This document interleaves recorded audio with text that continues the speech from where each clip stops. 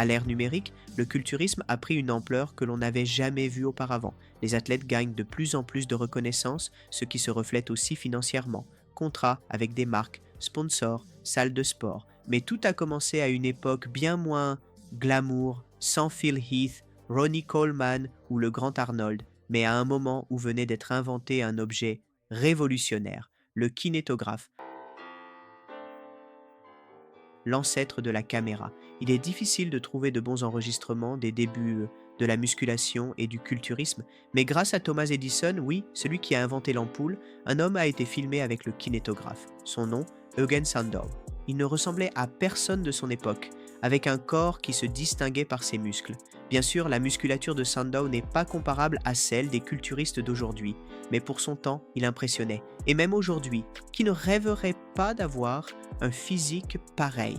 Eugene a été la vedette d'un court-métrage réalisé par le grand inventeur Thomas Edison, intitulé Sandow, l'Hercule moderne, tourné en 1894, il y a plus de 120 ans.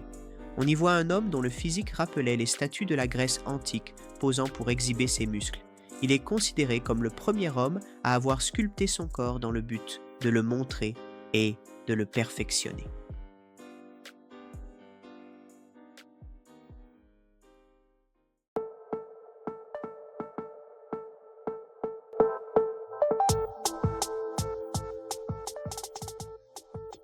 Eugen Sandow, aussi appelé le père de la musculation moderne, est né en Prusse en 1867.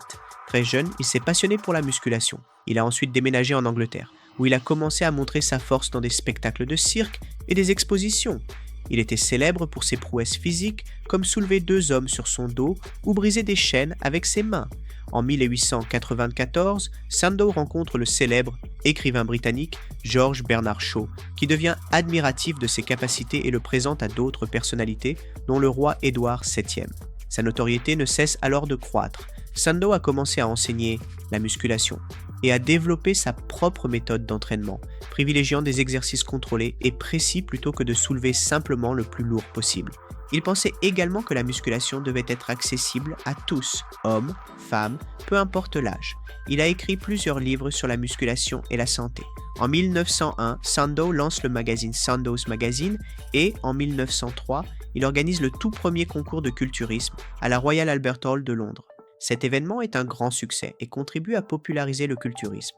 Il crée aussi sa propre ligne d'appareils de musculation et fonde l'Institut de culture physique. Sandow continue de partager sa passion jusqu'à sa mort en 1925. Il laisse un héritage durable en tant que l'un des premiers athlètes professionnels de la musculation et défenseur de la santé physique.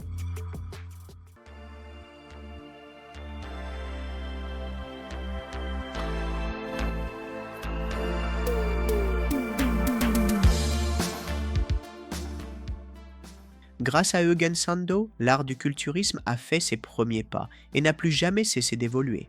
Lors de son premier concours, les critères de jugement étaient développement musculaire, symétrie, tonicité, santé de l'athlète et conditions de la peau. De nombreux adeptes se sont mis à viser ces critères pour sculpter leur corps. Les compétitions se sont multipliées dans le monde entier, consacrant de grandes figures du sport. Le culturisme tel qu'on le connaît aujourd'hui est officiellement devenu un sport en 1946, avec des compétitions centrées sur l'évaluation du physique et des règles claires.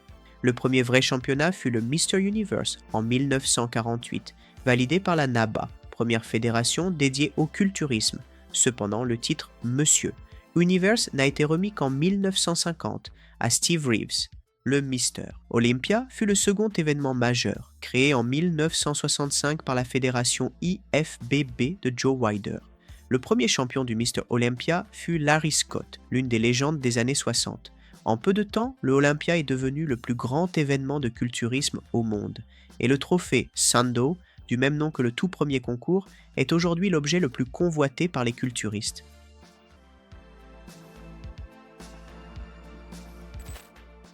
Difficile de prédire l'avenir du culturisme, mais certaines tendances se dessinent déjà. On assistera probablement à la diffusion de plus en plus de compétitions à la télévision et sur Internet, permettant ainsi à un public plus large de découvrir le sport. Avec la popularité croissante du culturisme, il y aura de plus en plus de sponsors et d'investissements, ce qui augmentera les gains et les incitations pour les athlètes. Le culturisme est de plus en plus perçu comme une voie positive d'amélioration de la santé et du bien-être. De plus en plus de gens souhaitent améliorer leur santé et leurs conditions physiques, et pourraient donc être attirés par le culturisme. Qui aurait pu imaginer à l'époque que ce court-métrage ou un Hercule moderne expose sa musculature changerait à ce point l'histoire, ouvrant la voie à l'un des sports les plus pratiqués au monde. Grâce à Eugene Sandow, beaucoup d'athlètes ont laissé leur empreinte et sont devenus immortels dans l'histoire du sport. Eugene Sandow est à jamais gravé dans la mémoire du culturisme.